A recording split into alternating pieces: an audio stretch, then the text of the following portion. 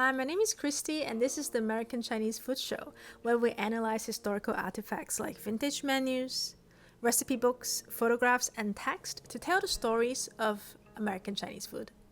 In the turn of the last century, we see menu items in Chinese restaurants that are just straight romanization from Chinese to English. They were of no help to patrons who do not understand Chinese. Some restaurants did it to add to that exoticness for Americans.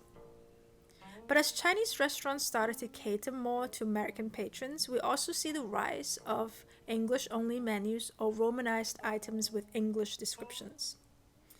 Fast forward to today, if you go to a Chinese takeout place, the only handful of menu items that are still romanized are those that kind of became household names over the last few decades, like mushu wonton. But what do they really mean in English if we were to translate them from Chinese? That's what we're going to talk about today. This is a menu that I found when I searched for Chinese takeout menu on Google image search. So let's take a look at the appetizers section. The one romanized item I see is wonton. So wonton is a kind of dumpling from the broader dumpling family tree that uses a piece of dough wrapped around the filling. If you go to a dumpling restaurant today, the kind of dumpling you get is usually northern style, called 饺子. It's not wonton. The main differences between 饺子and wonton is that wonton skin is much thinner and is square, whereas 饺子has thicker skin and is round. There are also differences in the filling. The Cantonese style wonton usually has a proportion of about 60 to 70 shrimp. The rest is half lean and half fatty pork. And 饺子 is just whatever your hometown uses. It's very regional. So what does wonton mean in Chinese? It means cloud swallow. So it's a piece of cloud that you can swallow in one bite. Pretty poetic. Fuyang is a name for lotus flower about to bloom. It is also a term to describe a beautiful woman who is fresh and pure. For Chinese restaurants, is the name of a thick egg omelette.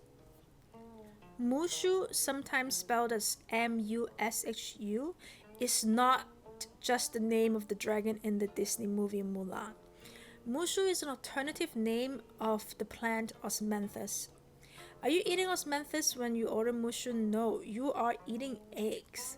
So the story goes, eunuchs in imperial China were pretty sensitive that they were castrated, and they didn't want to use the word egg because it also means testicles. So they decided to use the word osmanthus when they talk about eggs because the colors are very similar. So mushu dishes today are just something stir-fried with eggs. Mugu gai pan. Mugu sounds funny, but it's just mushroom in Chinese. Gai pan is chicken pieces in Thai Chinese, a Chinese dialect. Chop suey. Chop means mix and suey means bits. As you all probably know, chop suey is an American invention. You cannot go to like Hong Kong or China today and ask for this dish because no one will know what you're talking about. But chop suey is just a broad definition of odds and ends. I technically make chop suey at home all the time and throw in whatever vegetables and meat I really need to finish before they go bad. They could be bell peppers and pork strips, broccoli and chicken. But in the United States, chop suey usually is a stir fry with bean sprouts, celery, carrot with a gravy that's made of cornstarch as a thickener and soy sauce. What about kung pao chicken? So the story goes, a governor general in the province of Sichuan, a province famous for its spicy numbing food, in the late 1800s, either invented himself or tried at a dinner party a chicken stir-fry dish with dried chili pepper and peanuts. Kung Pao was the title granted to this governor general by the imperial court of China for helping to stop the Nian rebellion in northern China. He liked the chicken dish so much he named it after his own title. So let's talk a little bit about noodles. Chow mein.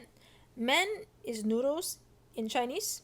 The kind Chinese restaurants usually use for chow mein is egg noodles, parboiled, ready to be thrown in a wok. Chow just means stir fry. So chow mein is stir fry noodles. Lo mein. Usually with the same kind of noodles as chow mein. Lo means toss and stir in Cantonese. Lo mein is a dry variation of noodle soup where we toss the noodles with cooked ingredients and sauce like soy sauce and oyster sauce. Lo mein means toss and stir noodles. And the last one is chow fun. Fun is noodles made with rice. So the Chinese kind is flat and wide that we see in chow fun. There's also rice noodles in Thailand, sen lek in pad thai or sen yao for pad see ew. In Vietnam, there's also a similar type of rice noodles called pho. Sounds kind of similar to the Cantonese fun. This is one dish that I do not make at home. You need a very strong fire and a well-oiled hot wok to quickly stir-fry these sticky noodles to stop them from turning into a messy clump.